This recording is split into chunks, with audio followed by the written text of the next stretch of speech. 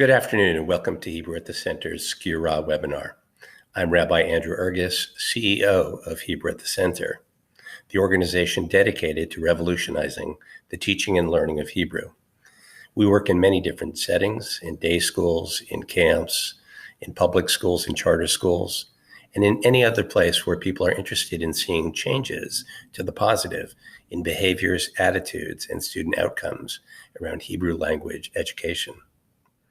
In Hebrew, the word Skira means inquiry or exploration, and our Skira series is designed to be a platform to bring new research on Hebrew and on Hebrew language education to a broader audience. We're very excited today to be co-hosting this wonderful Skira program in partnership with clergy, and we're looking forward to hearing the new findings about Hebrew education in part-time Jewish education settings. Before we get started, we'd love to have a sense of who is in the Zoom with us.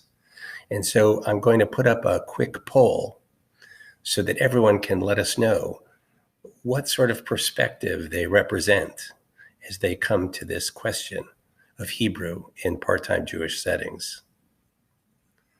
I see people are starting to respond. We had over 250 registrants for this webinar, and we are excited to get a sense of who's in the room. Let's take 10 more seconds. I can see lots of people posting their different perspectives. Thank you. All right, let's see what we have here in our Zoom. Well, first of all, 34% of our participants are school directors, and another 30% are Hebrew teachers. We're so pleased to have so many practitioners in the room with us.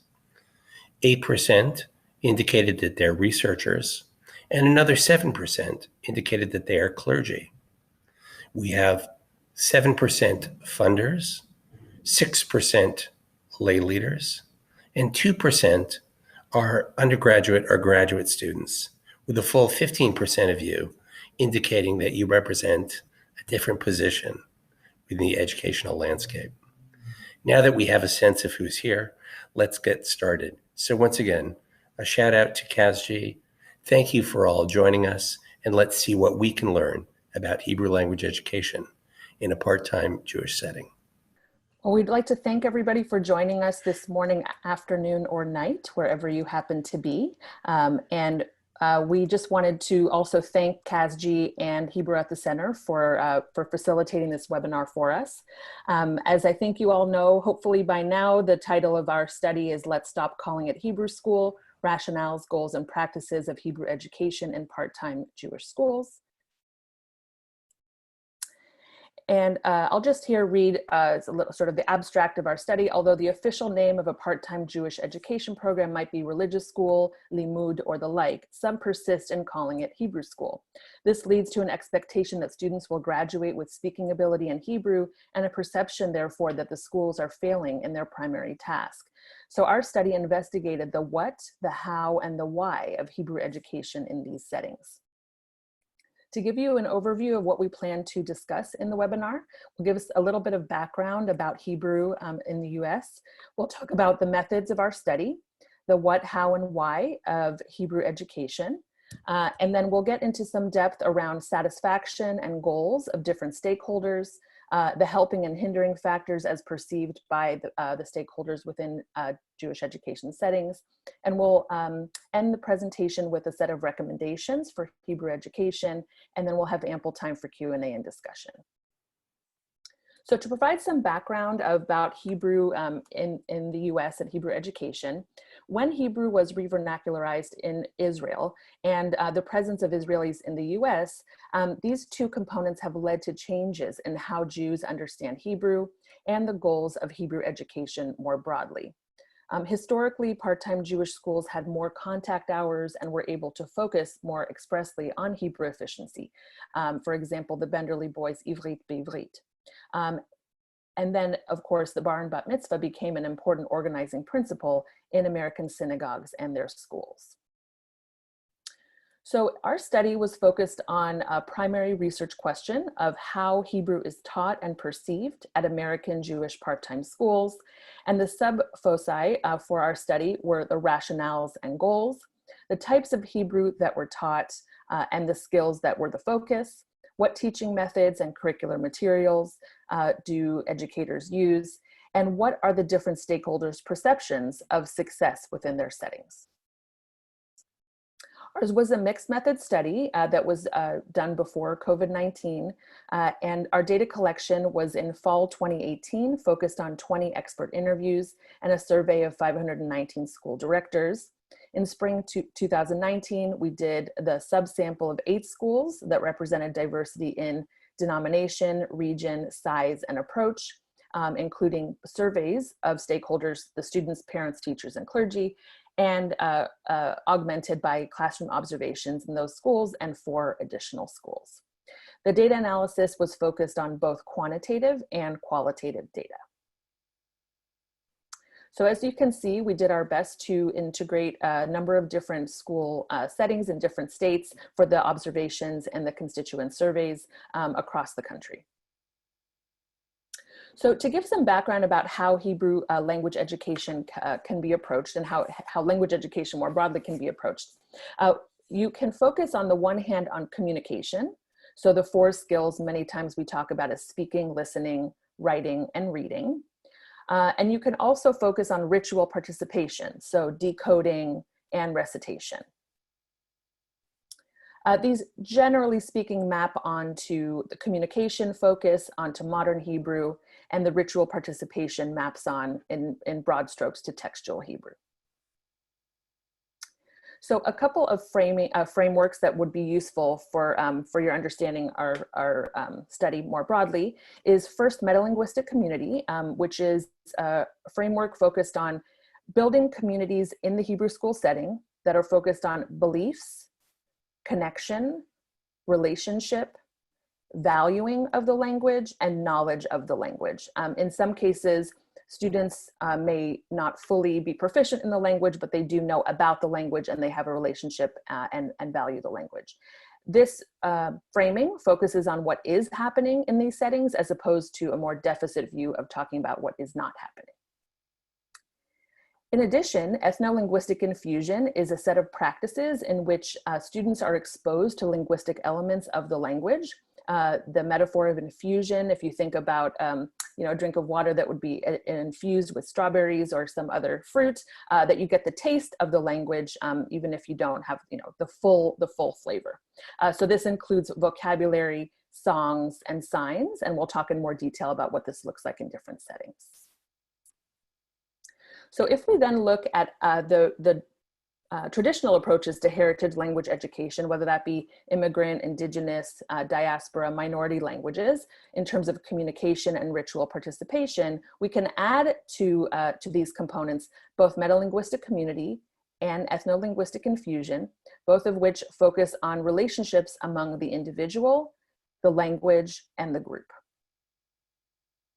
So that is the primary focus of what you'll see in our study, was that in many cases, the focus in Hebrew education settings is on ritual participation and building a metalinguistic community through, in many cases, practices of ethno-linguistic infusion. So we'll start now to talk about our findings. First, we'll talk about what is taught in Hebrew education settings. So as you can see, there are a number of aspects of Jewish life and Hebrew language that are the focus in terms of what is being taught, from Jewish holidays and rituals to values and ethics, Torah studies, components of Hebrew, prayers, Israel, God and theology. And as you can see towards the top is Hebrew in terms of reciting prayers and Hebrew in terms of decoding. So this maps onto what we were just describing. However, conversational Hebrew is used much less across these settings. And so we really in our study focus on contexts that are both more Hebrew rich on the right-hand side, so there's more conversation and there's more modern Hebrew, all the way to the other end of the spectrum, which we consider to be less Hebrew rich, which are more focused on decoding and on textual Hebrew. Most schools recognize that proficiency is unlikely in the limited hours that they have, considering that these are part-time Jewish settings, but they do expose students to routinized elements of Hebrew in fun and communal ways. And most schools, we noted, do focus on practices of Hebrew infusion, including songs, signs, and teaching what is called Jewish life vocabulary. So you'll hear more about that as well. Thank you, Netta. I'm Sarah, and I'll take over from here. So how is Hebrew taught in these part-time Jewish schools? You see that the use of communal prayer, Jewish life vocabulary, games and fun activities, and Hebrew songs are the most common. And these are all practices of Hebrew infusion. And Hebrew signs and labels is as well. That's a little bit less, but still common. And then Hebrew through movement is an increasingly popular activity that incorporates some elements of interest in language proficiency. But one of the goals of this is to make Hebrew fun and to focus on the affective goals that we'll tell you about in a minute. But we did find that conversation is not common in most of the settings where we did our research. One teacher said modern conversational Hebrew is not the primary goal. The primary goal of our program is to educate the students in Hebrew that will allow them to pray with other Jews and to succeed at their bar and bat mitzvahs.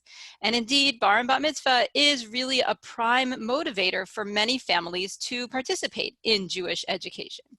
Also, I would ask you to hold your questions and comments until the end. We will have a time for you to write in the chat later. Now, this focus on bar and bat mitzvah causes tension. One educational leader talked about bar and bat mitzvah as the third rail of Jewish education. I've heard it from many educators. It's the big obstacle, but it's also the big opportunity.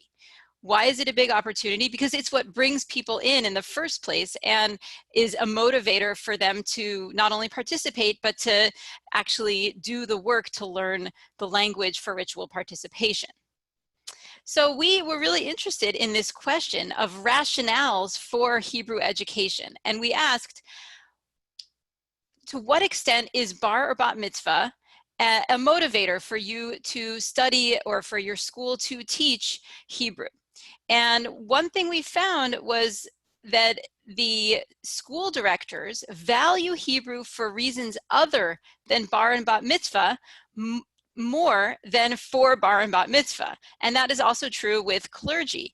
But teachers are about the same. Parents and students are in the opposite direction. That is, they value Hebrew for bar and bat mitzvah more than for other reasons. But notice that still a large majority of parents and a majority of students also value Hebrew for reasons other than bar and bat mitzvah. So we also asked for various rationales for interest in Hebrew education. And here you see the white lines are the director's expectations of what parents think. And the pink bars are the parents' rationales. And you see slight differences here. You see that the directors think that parents value Hebrew for parents value Hebrew for bar and bat mitzvah prep even more than they do, and much less than they do for these other reasons. That Hebrew is a language of the Jewish religion, the Jewish people, the state of Israel, and even American Jewish life and culture. One thing that was pretty surprising to us in our findings was the high levels of student satisfaction. The students that we surveyed are generally happy not only with their school, but with Hebrew education at their school. And they generally feel a sense of accomplishment about their Hebrew knowledge. They hope to learn more Hebrew in high school, college, or beyond. And even 53% of them think that Hebrew is fun. So it seems that these schools are succeeding in these affective goals, these goals of loving Hebrew and feeling a personal connection to it. And interestingly, we found that all groups are generally satisfied with the school and its Hebrew education, but a bit less satisfied with the school's education than with the school overall. when we look at specific goals, we find some interesting similarities and differences.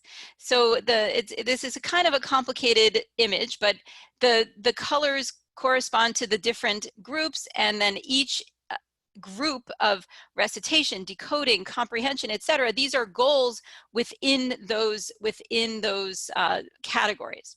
So we find that recitation and decoding goals are very important. They're more important than comprehension, conversation, and writing goals. And that aligns with what Netta was talking about earlier with the focus on textual Hebrew rather than modern Hebrew. We also find that affective goals are the most important for all of the groups. See how that category is highest. And this includes those things that I was talking about before, like associating Hebrew with Jewishness and feeling personally connected to Hebrew. And we see that school directors, the kind of peach or coral color, their bars are lower for most of the categories than all the other groups for the recitation and comprehension, and especially the conversation and writing. Why? Well, this is probably because they have a more realistic sense of what is possible in the schools with the limited contact hours. And now I'll turn it over to Nikki. Thank you, Sarah. So in our surveys, we asked each of these different constituents about what are the things that are helpful for you in Hebrew education. So what are those helping factors? And then in a little bit, we'll also talk about the hindering factors. What are the things that you feel hinder your ability to do Hebrew education? So these are some of the things that people indicated were the factors that really help with Hebrew education. So one is about having clear, attainable, measurable goals. And that also sometimes includes assessment to figure out how you're doing vis-a-vis your goals. Another factor is communication, of building relationships and buy-in. This is across all different stakeholders, teachers, parents, students, director, clergy, etc., and really communicating goals and progress. Another really important helping factor is teachers, having experienced teachers, committed, motivated, engaging. We heard this a lot about how important that is. And also having a smaller class size, small groups, differentiation, and individualized attention, or having students work at their own pace is something that people mentioned is very helpful, including leveling based on ability rather than grade. We also heard from people that sometimes having an optional additional instruction, so that may be sort of an opt-in additional piece for Hebrew learning for those that are interested, is something that can be helpful. And also sometimes a small amount of gamified homework. So meaning if the school is offering some sort of small amount of homework, especially if it's in the mode of games, that is something that can be helpful. And last but not least, a number of people mentioned as a helping factor the particular approach that they're using for education. We heard from many people that the Onward Hebrew approach has been helpful, and one element of that, Hebrew through movement, as I think Sarah noted earlier, is something that is becoming used more and more by schools, and that they mentioned as a helping factor for their Hebrew education. So what are the factors that these various groups indicated that were hindering their ability to do Hebrew education? This goes without saying. The limited contact hours was definitely something that was mentioned a lot. We asked about contact hours. The average number of hours for, I believe this was 6th grade, because we asked at different grades, but for 6th grade, the average number of contact hours for the school, for the part-time school, is 3.9 hours a week, 1.7 of those hours on Hebrew specifically.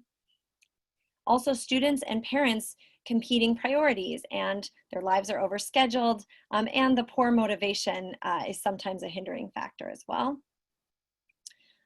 We mentioned homework earlier. Sometimes homework can be helpful, but one of the hindering factors is that sometimes students don't do the homework that was expected, so that can be challenging. Also, we mentioned earlier, a helping factor can be teachers. The flip side is true as well, which is that there is a shortage of teachers who are skilled, experienced, and able to speak and especially to teach Hebrew. And that was mentioned by many of a really significant factor in hindering Hebrew education. Again, we talked earlier about goals and the importance of aligning and communicating goals. One of the hindering factors for Hebrew education is unclear goals or conflicting goals. And that means conflicting sometimes between different constituencies. So the director, the clergy, the teachers, the parents, what are the different goals? First of all, was there communication about it? But even if so, sometimes those come into conflict of what those goals are. So based on our findings, and we'll share with you the link to the full report because there is a lot of information and we're just giving a little snippet during our time together today. But based on our findings, we've come up with a series of recommendations. So these are some of them. So number one, we've talked about encouraging your community to stop calling it Hebrew school, except where Hebrew language proficiency is the primary focus. So this just has to do with nomenclature, that when we call it Hebrew school, people assume you're going to learn Hebrew, and that means full spoken language proficiency. And we all, I think, recognize that that's not really possible in the limited hours that we have, and that it feeds into this problem of the conflicting goals and expectations for what we're doing in these settings. We recommend engaging in collaborative visioning with all stakeholders about Hebrew education. So again, it's visioning and goal setting with all the different stakeholders at the table so that there's clarity about what the goals are. And those goals might vary from school to school, program to program, but the important part is that it's a collaborative effort so that everyone knows what the goals are. We recommend making students' connection to Hebrew an explicit goal. As Sarah mentioned, that already is something that's happening in schools where there is ethno-linguistic infusion. There is the effort to build this meta-linguistic community, a community of students, teachers, parents who love Hebrew and value Hebrew, but it's not always an explicit goal, and sometimes perhaps even thought of as like, oh, it's sort of a side thing. But here, we're really recommending them making that an explicit and clear goal, because that is something that's both achievable and desirable when we asked about the different goals that people have. So infusing even more Hebrew through fun activities, songs, signs, and really focusing on that effort to build a Hebrew meta-linguistic community. Another recommendation is that when teaching decoding, so the ability to sound out the Hebrew letters and vowel signs, to spend less time in large groups and more time in one-on-one and small group configurations. That had a greater level of perceived success when we asked directors about how they perceive their programs and the success of their programs. So with parent buy-in, if this is something that's agreed upon as a community, that it might be possible to consider offering a small amount of gamified homework.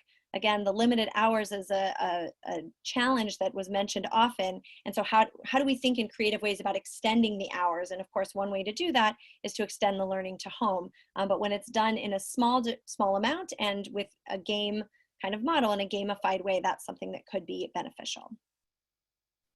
We also recommend the possibility of offering multiple tracks or an enrichment option for families interested in conversational Hebrew. That if that's not the primary goal of the program, there are some families for whom that might be more of a goal, and so maybe that's a separate option that they could be part of, recognizing that that might not be the option for everybody.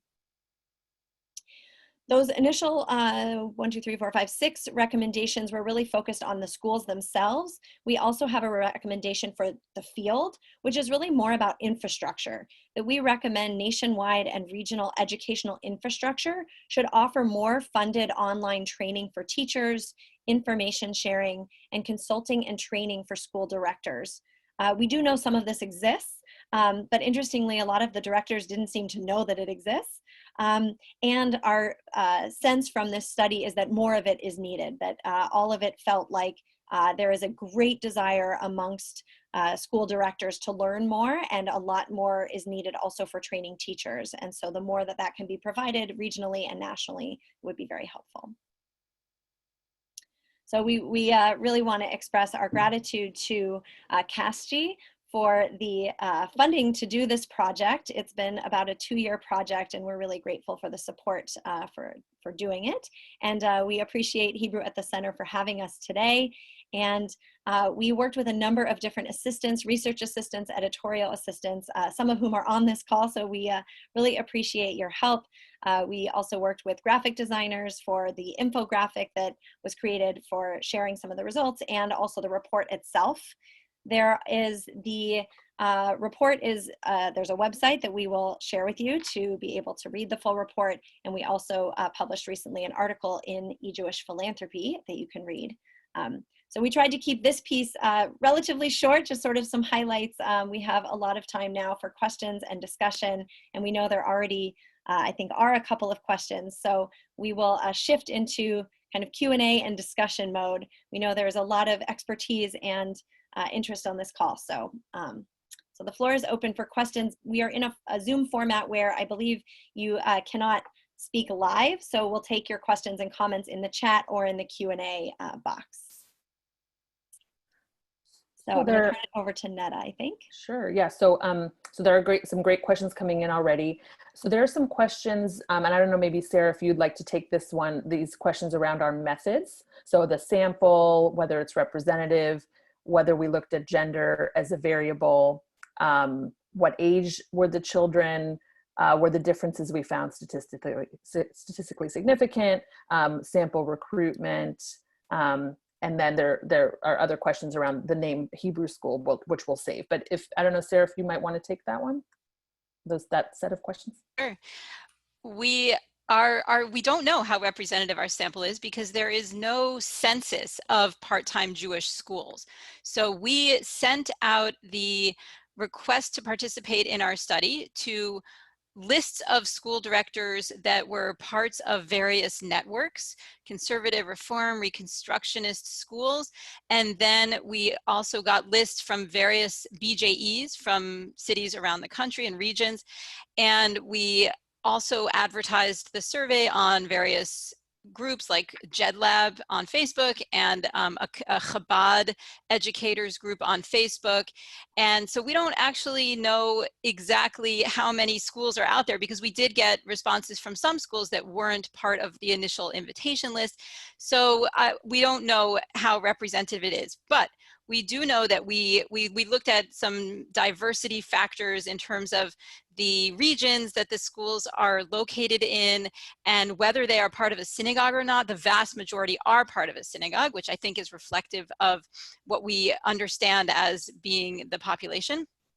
And I also will point out that, oh wait, that question just disappeared, so I can't look at it anymore. Oh wait, hold on, let me see if I can. There we go. Right, so then you asked about gender, and we did not look at gender as a variable for the students who filled out the survey, but that's something we might look at later. Actually, I don't think we asked about their gender. Yeah, I don't think we did, so we can't look at that. And the age of students, we only sent this to students in grades 4 through 7. At some schools, it was just 6th grade. At some schools, it was 5th and 6th, depending on how big the schools were. There were a few schools that were so tiny that we needed to include some 4th graders as well. But most of the students were in 6th grade. And we, yeah, so I hope that answers that question. I'm going to try to answer a question Jonathan Krasner asked. He said, your first recommendation is interesting because synagogues and the movements haven't been calling it Hebrew school for many years. It is typically called religious school, which by the way is also a problem, but that's for another day. So I'm wondering why you think the name Hebrew school has stuck and continues to be used by parents and kids, even though the term hasn't been used by most professionals for many years, which is, that question was also asked by a couple of others in a similar vein, which is sort of, why do you think that the name Hebrew school is the problem? And is there some evidence that calling it Hebrew school is then leading to these mismatched expectations? So I would say that, first of all, Jonathan, I'm sure you may have some thoughts about that question as yourself. From our study, we didn't ask about the name and how the name was connected. So this is conjecture in terms of the relationship of the calling it of Hebrew school and the mismatched expectations. There was very clear mismatched expectations that what we heard from school directors was different than what we were hearing from students and parents about, especially around Hebrew comprehension and the ability to really learn language in that time, that there seemed to be a difference there, that there was some tension around.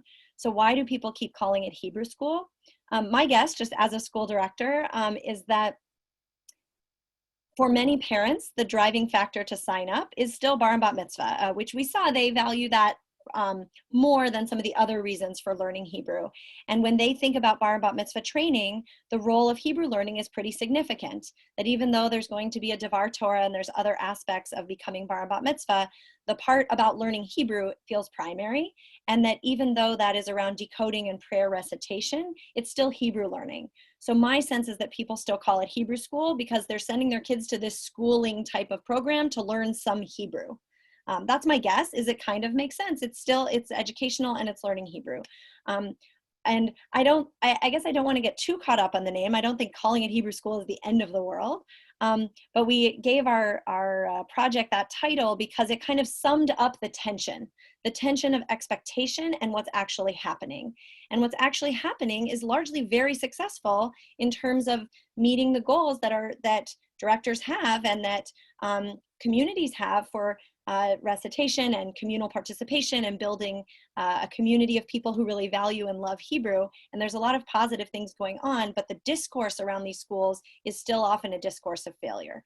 So we felt like highlighting the way that that name itself has tension within it was useful.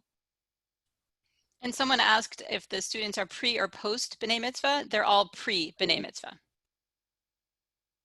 Just a little follow-up there. There are some follow-up questions about the names and if we have suggestions for what you should call it instead and everything. And I think it actually connects with our recommendation around the collaborative visioning that you do within your context to really decide all of the stakeholders coming together in ways that make sense for you and that context to say, what are our priorities? What do we want to do? In some cases, that might include a lot of Hebrew, in which case you might want to keep calling it Hebrew school, but really deciding together and that really guiding your decision-making, those pieces are connected. So we could, sit down with you and think of all kinds of names, but the idea is, for you to really be thinking what makes sense in your context. I want to add one more thing because I'm looking at the chat, lots of comments about what we call this thing. And several of you have mentioned that many schools call part of their program Hebrew school, meaning if it's a one-day-a-week program, it's religious school or some other title. And then when there's a second day of the week, that's the Hebrew school part. Sometimes that is connected into the pedagogy, which is that second day there's more of a focus on Hebrew than the other part. But some of what we saw was that in these programs, the goals around building connection to Hebrew are not only about teaching the prayer skills and the decoding skills, etc. So that connection to Hebrew and love of Hebrew and infusing Hebrew into the environment is something that could happen on any day of the week as part of the program. So even bifurcating it out as its own separate subject is not necessarily the only way to think about what we're doing in Jewish education. So somebody asked about statistical significance. All of the differences that we report in the report are statistically significant. And the response rate for the students differed in different settings. They were done in the classroom. And in some schools, only a few of the students participated, and in others, all of them or most of them did. And yes, Melissa Herman asks, might their positive responses be correlated with their interest in responding to the survey?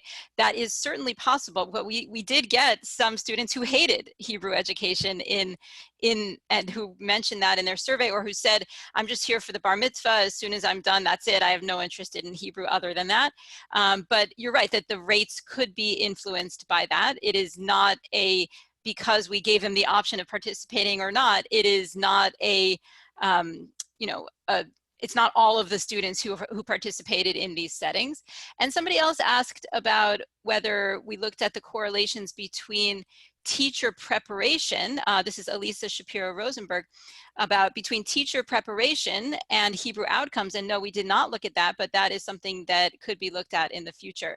But note that we didn't actually look at Hebrew outcomes. We looked at perceptions of Hebrew outcomes. So we looked at what the school director feels that the students are succeeding in by the time that they graduate. And also we looked at students' own understandings of their sense of success, but we didn't test anybody in their Hebrew skills, and we didn't attend their B'nai Mitzvah to see how they perform on their decoding. But we do have their affective responses, their responses to questions about their feelings about Hebrew education. So those kinds of things are their actual outcomes, at least what they are willing to report on a survey. I think, do you want me to? Yeah, Nick, if you want to take, there are some questions about Hebrew, Hebrew through movement and onward Hebrew. Sure, I'm just trying to find them. There's so many questions coming in. Hold on. There's one Can from you Dylan read them out Abrams. loud? Sure. So one of them is, what has been the success rate of programs like Onward Hebrew, which delay decoding until 6th grade? There's another question about learning to decode Hebrew without the ability to understand what they're reading, and whether, you know, to what extent is that effective or not. And then and then did the respondents say why Hebrew through movement was a helping factor? So those were all connected. Okay. So I want to start by saying what our study did and what our study did not do, which I know Sarah said earlier, but I'm going to kind of reiterate, which is that this particular study did not measure student outcomes. So we were not assessing students' abilities in any of these different categories, in decoding, in prayer recitation, in comprehension.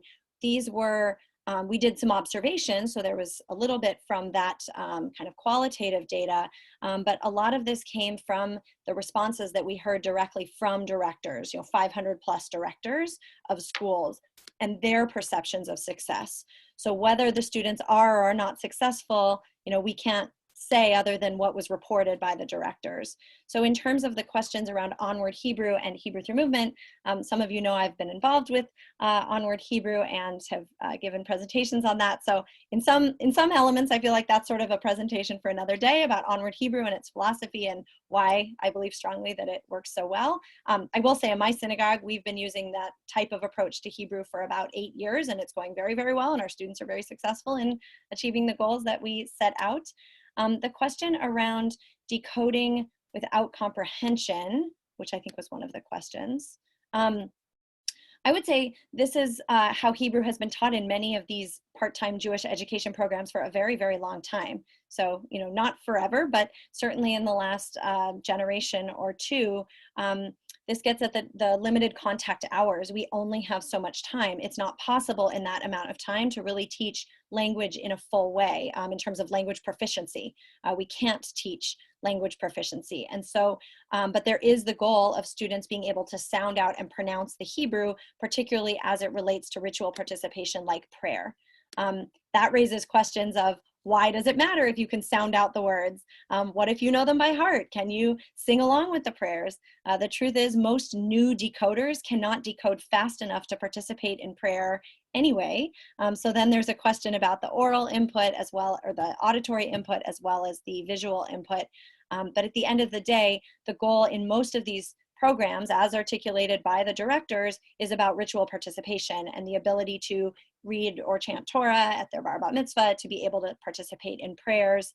And so decoding becomes a piece of that puzzle. But comprehension of everything they're decoding, I would say, is not very realistic, which most of the school directors seem to understand in terms of their responses, that comprehension was a little bit less of a goal. Hebrew through movement does have a comprehension goal. And I think one of the reasons it's popular and that directors shared that it was popular is partly because it's fun and enjoyable and engaging and something that the kids like, but also that it's effective in teaching vocabulary. So it seems to be a modality that kids do learn what things mean. They learn it by doing it and hearing it. So then when they learn how to decode something, there's a much larger vocabulary to build on. I guess I'll stop there. I think there's a lot of other comments about that, but I'll stop there for now.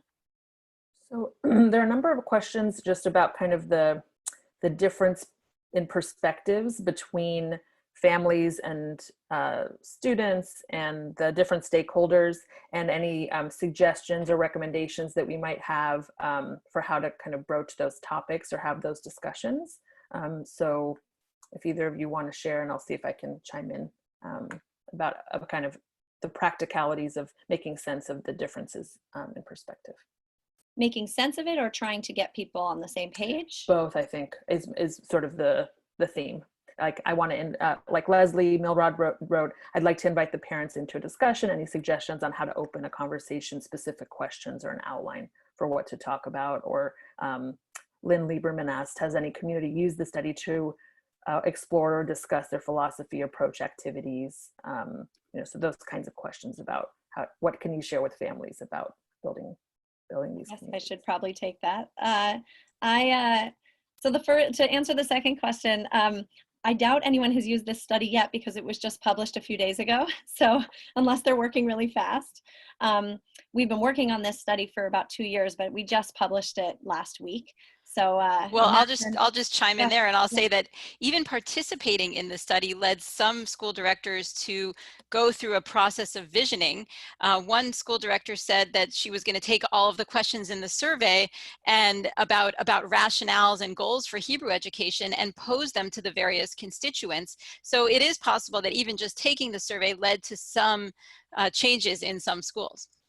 Yeah, and that would be my recommendation. Also, we have shared not only our results, but also our methods. And so you could certainly use these surveys to launch those sorts of conversations, or take some of the questions that we asked communities. You could use those questions just verbatim to ask parents, to ask teachers. I think that what we are hoping is just that it raises the conversation and that it gives the opportunity to explore it in a more nuanced way, rather than, do you want your children to learn Hebrew? You know, why? Well, here are a bunch of different possibilities of what that can look like. Here's different types of rationales and goals you might want to consider. Here's different elements of language education, heritage language education. I think especially the pieces around affective goals and around meta-linguistic community and ethno-linguistic infusion, these ways of connecting to community through Hebrew, is something that is happening, but the language for that hasn't maybe been there. That talking about it in those ways is helpful. And so hopefully this can give some nuance to those conversations in a way that will be helpful. And I'll just add, in terms of building a metalinguistic community, originally my work on this topic and the more recent work that Sarah, Nikki, and I have been doing on this was more about describing what's happening in the context, as opposed to prescribing that this is what you should be doing. So we were noticing, you know, my original work was on Yiddish, but also just in general in other contexts with indigenous languages and other immigrant languages, diaspora, minoritized languages, that you see what's happening where people feel a relationship to the language, but they may or may not be able to use it. And so the idea here is we're now saying, let's build a metalinguistic community. So there aren't as many resources for how to do that. And, you know, using ethno-linguistic infusion practices is a huge part of that. Having explicit discussions around values and beliefs, listening to songs like what we heard as you were entering the Zoom room, and thinking about what does Hebrew signify for all of us, and what do we have access to if we can't go to Israel, or we don't have access to a Hebrew speaking community. So I think having those open conversations about what do we want our community to be about is a really important component of that. But there just aren't a lot of resources for how to build a metalinguistic community, and we would love to think that through with all of you. Yeah, there was a comment here from Neil Toe that says he's interested to talk maybe even offline about the assumption that's been mentioned several times, that teaching, decoding, and comprehension are mutually exclusive goals given the amount of contact hours. He said, comprehension, in my view, is not the ability to translate Hebrew word for word, but to be able to have a general idea of the content, what a student reads, for example, by using shorashim, keyword learning for Siddur, etc. So I guess I just want to say, in talking about comprehension and decoding as different goals, I would agree they're not mutually exclusive. You can learn, comprehension, what something means. You can understand shorashim, but we're using comprehension in the way that it would be for this study, in the context of language proficiency, of language education for language proficiency, meaning you comprehend the language in order to speak, read, write, etc. And I think that that's a piece that is more challenging in the limited contact hours. And it's also actually not the goal for most of the stakeholders. So having some understanding of what words mean, or what a certain prayer means, is absolutely a goal. So it's not mutually exclusive, but there is, I think, sometimes an assumption that there's going to be language proficiency taught in these settings, and that is maybe not a goal that's as easily met, or even really the goal that, let's say, other stakeholders have. Shmuel Feld asked about if we found any difference in teaching methods of biblical, rabbinic, and modern Hebrew. And yes, absolutely. The biblical and rabbinic, well, I would say they're not actually teaching biblical and rabbinic Hebrew. They're teaching decoding of biblical and rabbinic Hebrew.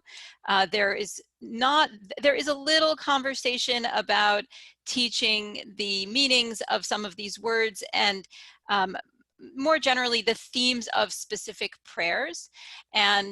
But for teaching the decoding, the method tends to be sounding out the letters of sometimes of nonsense words like ba, bop, bot, right? Like very, very short nonsense words, and then sometimes, and then getting to actual words that are in the prayers or in the Torah. And the method that we found that was common for teaching modern Hebrew was Hebrew through movement, which is also used to teach textual Hebrew as well. And that is basically focused on comprehension, and when students get a little more advanced, on them giving the commands themselves. Just to give you a sense of what Hebrew through movement is, because I think we didn't really explain that for those who don't understand that yet, is that the teacher gives commands in Hebrew, like go to the tree, or put your hand on something red. And then the students are expected to follow those commands. And through that, they're expected to learn some verbs, generally in the infinitive, la lechet, la et, or la sim et hayad al katom, on something orange, right? Then they're expected to learn some verbs and some nouns, and they're also expected to say those things as well in some of the settings. And so this really focuses on the active engagement with language and the kinesthetic learning that is so useful for a lot of people, especially children. And often it then focuses on words that are in our liturgy, like lihadlik et haner, or something like that, to light the candle. Do you guys want to say anything more about Hebrew through movement? No, I think we only have another minute or two. Oh, right. Okay. Go ahead, Netta, are you going to answer Shmuel's question about metalinguistic communities? Yeah, just quickly, just that there's an edited volume that will be coming out next year that looks at metalinguistic communities all around the world. And then, I'm happy to, talk offline with those who are interested in that framework and what it looks like in different settings. It resonates in many ways with other, immigrant and heritage languages. So happy to talk with you more about that. And then I guess there's just maybe one last question. I know we did our best to address everybody's questions, and thank you everybody for them. The question around student satisfaction and whether we asked why students were satisfied. Do we have any clues about where the satisfaction is coming from? And I would argue that a lot of it has to do with this sort of fun, enjoyable, feeling that students have around the language and all the different activities and exposure to the language in fun and interesting ways. But I don't know if Nikki and Sarah if we want to end on the satisfaction fun note before we wrap up. I don't recall getting a lot of answers to the why. It was one of many questions in a survey about whether they liked learning Hebrew, etc. So I don't know. And also the students, they could comment, I believe, but yeah, we do have some responses about, not about that question in particular, but about why they're interested in Hebrew. And so we do have in the report, there is a section there about the qualitative data. And some of them, it is just about their bar and bat mitzvah, but for some, they had some very sophisticated rationales for why they're interested in learning Hebrew, related to being part of a people and culture and tradition. And they use a lot of first person language, like our tradition and our culture. But I really don't know why they feel satisfied with the Hebrew, but we do know why some don't. There are some comments in there explaining what they don't like about their Hebrew education. So I think We'll move now to, we have one last poll for you where we're going to ask you to share which of the 7 recommendations you think might have the most impact. So you should see that poll in just a second here, and then we'll hear from Ariel and Andrew to kind of wrap up our time together. I think it's which one do you think is most important based on your experience. And I was hearing from the comments in the chat that especially the piece about not calling it Hebrew school is very controversial. Some people feel like, you know what, maybe it's aspirational, maybe actually it leads to more Hebrew infusion.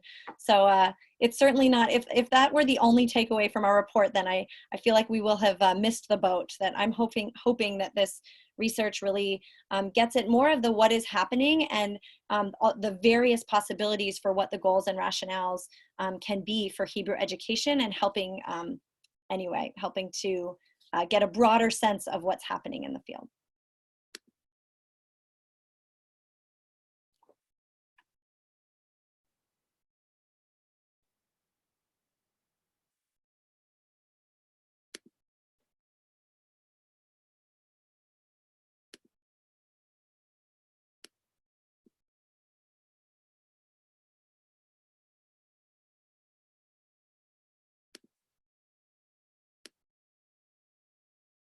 So I guess just a minute or two. Andrew, I think you're controlling the poll, so.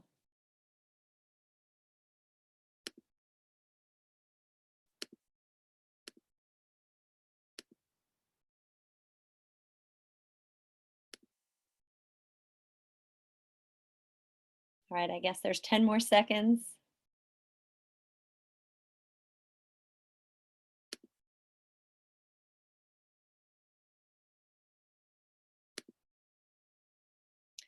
There's some questions about contact information. So yes, as when we wrap up in a little bit, there will be some more about follow-up and contact information.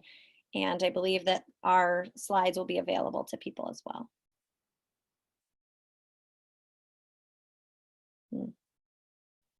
Very interesting. So can everybody see the results? Or are we the only ones who can see them? I don't know. Andrew, can everybody see the results? Okay, you can see. Great. Okay, Sarah or Netta, do we want to share anything as by way of wrap up, and then we'll turn it over to Ariel?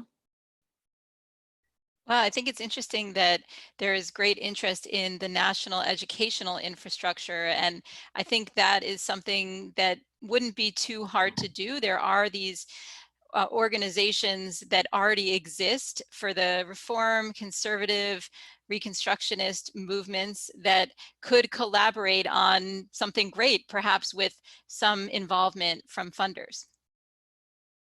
And I'll just say it's exciting to see how much people care about connection, collaboration, and visioning. So that's nice to see. Well, and as Andrew pointed out, it's Hebrew at the Center, which is help to make this webinar happen, is one of those organizations that's really trying to be that infrastructure to help with the conversations and training around Hebrew. So that's great. All right, well, we'll turn it over to Ariel from CASG. I think she's going to be wrapping up. Hi, can everybody hear me? Okay, thank you so much for joining us today. What a great turnout and fabulous questions. I'm Ariel Levitas. I'm the Managing Director of CASG, the Consortium for Applied Studies in Jewish Education, housed at George Washington University. CASG's mission is to improve the quality of knowledge available to guide Jewish education, practice, and policy. We seek to ensure that Jewish education research produces meaningful, reliable, and usable evidence that enables Jewish communities to achieve their highest aspirations for Jewish life and learning. Sarah alluded to this earlier, we don't have definitive numbers on this, but it's fair to estimate that the majority of American children who receive formal Jewish education do so within the context of part-time schooling. And if anyone was interested in doing a census on that, send me an email. The messages that we send about what our intentions are and what success looks like in these settings matter to a large proportion of families raising Jewish children today. I think the study is obviously of tremendous value for those who care about Hebrew language, and in particular the context of Jewish part-time schooling. But even beyond that, and I think that came up in the poll, there's a fundamental implication here for all kinds of settings with all kinds of curricular focus. And that's the value of bringing stakeholders together to clarify goals and intended outcomes for our Jewish educational programs. These are crazy times with lots of pressures, but it's generally time well spent to work with one's community to articulate shared goals. Because if we don't really say what we're trying to accomplish, it's very hard to meet our own highest aspirations.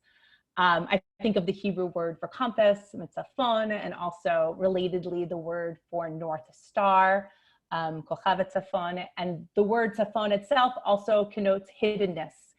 And I think in dark times, it's important to remember that while orienting destinations can seem hidden, there's really value in reminding ourselves what our highest values and our ultimate aspirations are. So I am going to just close us out with a couple of next steps. And hang on, I'm going to share my screen so that everybody can sort of see some other places that you can go and look for some more information. So first of all, the full report is on the CASG website. Here are the emails for our research team. You'll find the report and the infographic there. I think the infographic is a great tool for sharing with stakeholders. And the report has a lot of other elements of it that there wasn't time to discuss today. It's very rich and detailed, and so I encourage you to look at it.